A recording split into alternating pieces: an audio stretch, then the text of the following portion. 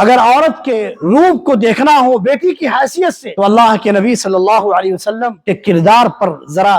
نظر کرے۔ فاطمہ رضی اللہ عنہا جب تشریف لاتی تھی اللہ کے نبی صلی اللہ علیہ وسلم کے پاس تو اللہ کے نبی کھڑے ہو جاتے اور ان کے ہاتھ کو پکڑتے اور ان کا بوسہ لیتے تھے۔ بیماری کی حالت میں عائشہ رضی اللہ عنہا کے پاس ان کے والد ابو بکر صدیق رضی اللہ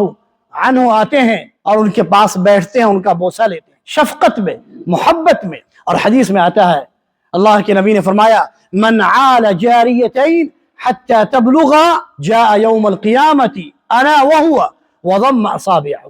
اللہ کے نبی نے فرمایا کہ جو شخص دو بیٹیوں کی پرورش کرے گا وَيُحْسِنُ إِلَيْهِنَّ اور اس کے ساتھ حسن سلوک کرے گا، اس کے ساتھ اچھا معاملہ کرے گا، قیامت کے دن جب وہ آئے گا تو میں اور وہ ایک ساتھ ہوں گے۔ اور اللہ کے نبی صلی اللہ علیہ وسلم نے اپنی دونوں انگلیوں کو اس طرح ملا کر سمجھایا، قیامت کے دن میں اور وہ ایک ساتھ ہوں گے۔ یہ اشارہ ہے اس بات کی طرف کہ اللہ اس سے خوش ہوگا اور جنت میں اسے مقام عطا کرے گا۔ یہ ساتھیوں بیٹی کی حیثیت سے سماج میں اس کا مقام ہے، اسلام میں اس کا مقام ہے۔ بیوی کی حیثیت سے دیکھیں ساتھیوں، اللہ کے نبی صلی اللہ علیہ وسلم کا کردار دیکھیں۔ اللہ کے نبی صلی اللہ علیہ وسلم جب کسی سفر میں ہوتے اور ان کے ساتھ صفیہ ہوتی تو سواری پر بیٹھانے کے لیے سب سے پہلے اللہ کے نبی اپنے عبایا کو اتار کر اونٹ پر رکھتے تھے اور پھر بیٹھ جاتے گھٹنے کے بل، پیر کے بل، تاکہ صفیہ رضی اللہ عنہا آپ کے اس پیر پر اپنا پیر رکھ کر اونٹ پر سوار ہوتی۔ اور اسلام میں عورت کا مقام دیا گیا بیوی کی حیثیت سے کہ جب اس کی شادی ہوگی اس سے پوچھا جائے گا، اگر شادی شدہ عورت ہے اس کی رائے لی جائے گی، اور اگر غیر شادی شدہ عورت ہے اس سے پوچھا جائے گا اور اس کی خاموشی اس کی اجازت ہوگی۔ اسلام نے بیوی کی حیثیت سے اس کو حق مہر دیا ہے۔ زمانہ جاہلیت میں کچھ نہیں ملتا تھا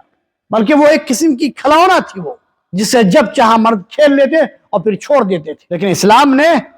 اسے حق مہر بھی دیا اور یہ بھی کہا کہ اس کے تم حق مہر کو تم لے نہیں سکتے، اس کی اجازت کے بغیر اس کا استعمال نہیں کر سکتے۔ اسلام نے بیوی کی حیثیت سے شوہر کو حکم دیا نان و نفقہ کا، اس کی ساری ذمہ داری کو اٹھانے کا حکم دیا اور فرمایا قرآن مجید میں وَعَاشِرُوهُنَّ بِالْمَعْرُوفِ، بھلائی کے ساتھ اس کے ساتھ زندگی گزارو، اس پر سختی مت کرنا، کہیں وہ ٹوٹ نہ جائے طلاق کی صورت میں، چونکہ وہ ٹیڑھی پسلی سے پیدا ہوئی ہے، اس کو اگر سیدھا کرنے کی کوشش کی جائے گی تو وہ ٹوٹ جائے گی، اور جب عورت ایک مرتبہ ٹوٹ جاتی ہے طلاق کی صورت میں پھر دوبارہ لوٹ کے آنا اس کا مشکل ہو جاتا ہے۔ یہ اسلام میں ساتھیوں بیوی کے حقوق ہیں جو اللہ سبحانہ و تعالی نے اور اس کے رسول نے اور اسلام نے عطا کیے، کہ سماج میں اس طرح کے حقوق عطا کیے گئے ہیں ساتھیوں۔